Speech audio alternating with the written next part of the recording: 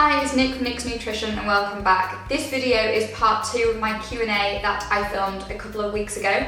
There were so many questions that I decided to split the video into two because I think that video is already around 15 minutes long. So as before, I will list down below all the topics that I'm going to be talking about. I've got my phone here, so let's get started. So the first question says, is Frylight healthy? And you'll know by now that I don't really class foods as good and bad.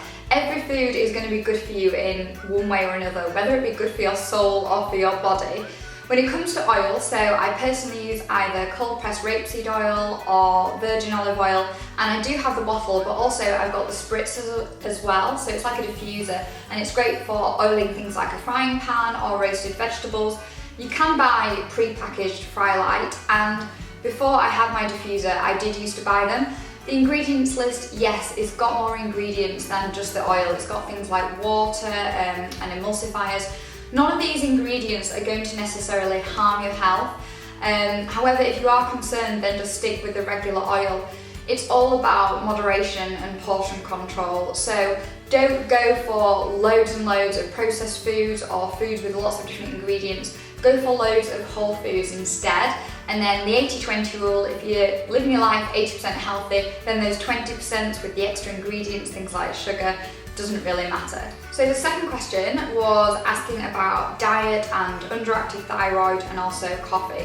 So if you've got an underactive thyroid, then hopefully you might be prescribed some medication, maybe thyroxine by your GP. When it comes to things like coffee, so I'm wondering if this question is about caffeine. So caffeine can have an effect on your metabolism. Also, it affects things like your concentration, and it also can affect endurance and things like that. So before you go to the gym, half an hour before, if you take caffeine, whether it's coffee or tea, it can help to boost your workout.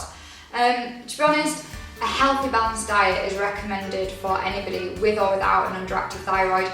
If you do have an underactive thyroid, it might be slightly harder for you to keep your weight stable, but it's not impossible. You just need to regularly work out, have a healthy diet, and more importantly, keep an eye on your weight so that it doesn't creep up. Weight has a tendency to creep on, but you don't gain 2 stone overnight. So if you're monitoring your weight at least weekly, then you're fully in control and you know what's going on.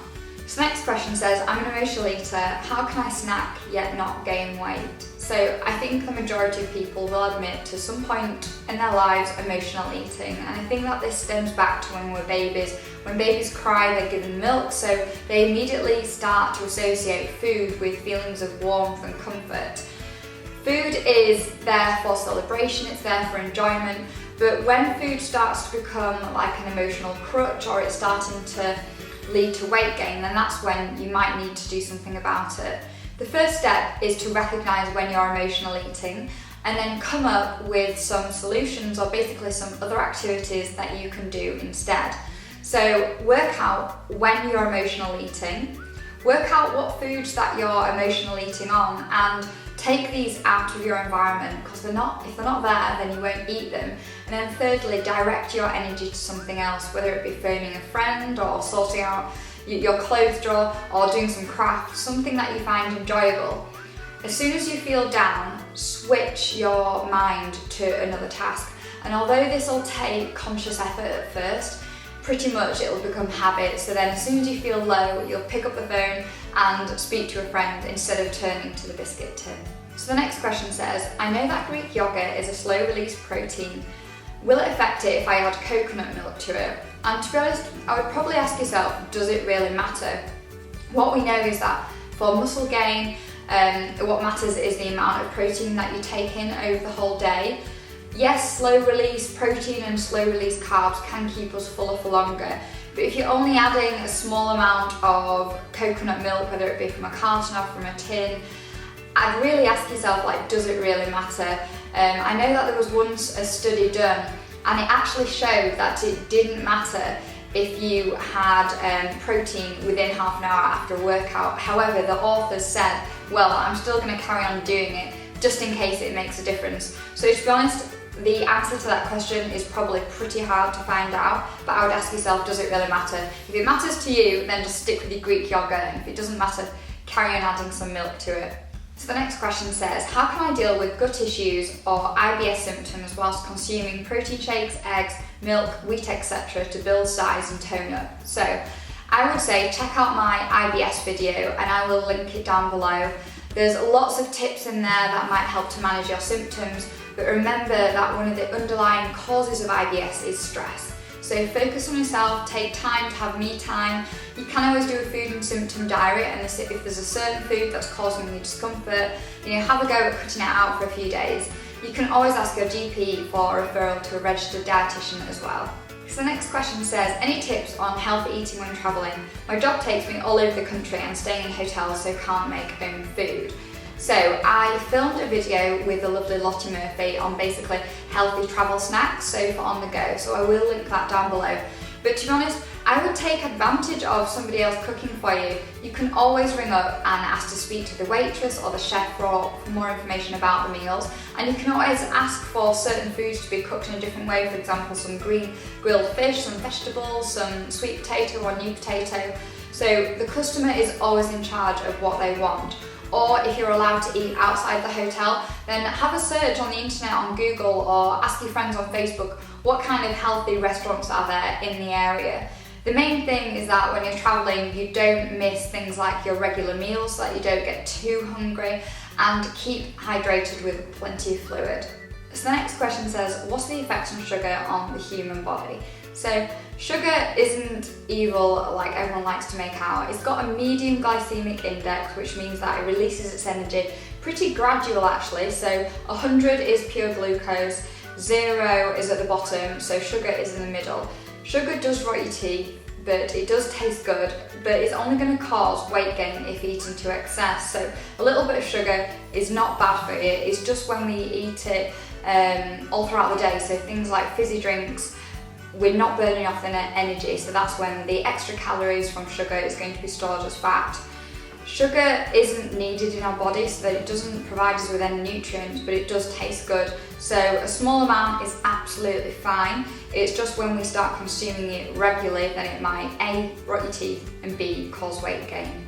So the next question says, I've got arthritis, how can I consume a more anti-inflammatory diet? So anti-inflammatory, things like omega-3, which are found in things like oily fish and also walnuts, they're great because they basically help to keep your body healthy, help to keep your heart healthy, and the levels of inflammation down. So omega-3, sometimes fish oils are recommended, and I'll put more information about fish oils and also vegetarian sources of omega-3 down below. The next question says, should I eat peanut butter or almond butter on a night? I would eat whatever you enjoy the most. The next question says, is dairy bad for us? Should I follow the vegan trend? No, dairy isn't bad for us. Some research studies show that actually dairy can help keep people's weights healthy. I personally love dairy, things like yogurt, milk, cheese. I sometimes though have vegan products, so things like unsweetened almond milk in my smoothies. And really I suppose it's just a calorie thing, because if I'm adding cow's milk to a smoothie, it might add a couple of hundred extra calories, but if by adding unsweetened almond milk, it's just going to add about 26 calories. So no, dairy isn't bad for us. You might read lots of things on the internet, but actually it's a great source of calcium and also protein.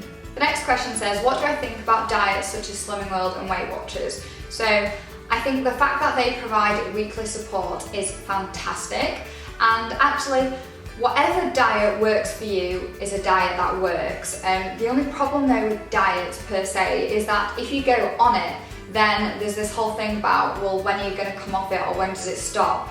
So what I tend to promote and what I tell the people who come to my 12-week weight loss groups is basically, this isn't a start and stop thing. This is a start to your weight loss journey. This is a start to a healthier lifestyle. So if you can carry on things like Slimming World and Weight Watchers healthy ethos for life, then that's great. But a lot of people unfortunately tend to yo-yo diet. So they start a diet and the weight comes down, and then they stop the diet and the weight goes up, and sometimes they might gain even more weight. Slimming World, so they used to have red days and green days, which I wasn't a fan of, but now they have like super slimming foods, and Weight Watchers tends to be about points. So Any diet or any club that teaches you about healthy eating I think is great, and the added support is fantastic. So the next question says, what are the best sources of iron if you're vegetarian? Now, if you ever got questions about things like vitamins and minerals, there's a couple of websites that I'd recommend going on. The first one is NHS Choices, and the second one is Examine. So I will link them down below. So if, for example, I've just Googled iron and NHS Choices, it comes up and it says iron is an essential mineral with several important functions. So it then explains why the mineral is good for us. Then it tells you the good sources, so liver and meat, so if you're not a vegetarian, but then things like beans, nuts, dried fruit, whole grains, fortified breakfast cereals, soybean flour, and most dark green leafy vegetables. The main thing about iron to remember though is that it needs vitamin C to help to absorb it. So vitamin C is found in things like citrus fruits such as orange juice or tomatoes or berries. So if you're having a source of iron, so say some beans, have it with some green leafy vegetables because that is going to contain more iron and also some vitamin C as well to help you absorb it. There is also some thoughts to keeping tea and coffee to half an hour either side of a meal because that can inhibit the absorption of iron as well. So I really hope that you found this video useful. If you've got any other questions, I would love to hear them. So please leave them down below and I look forward to seeing you next week.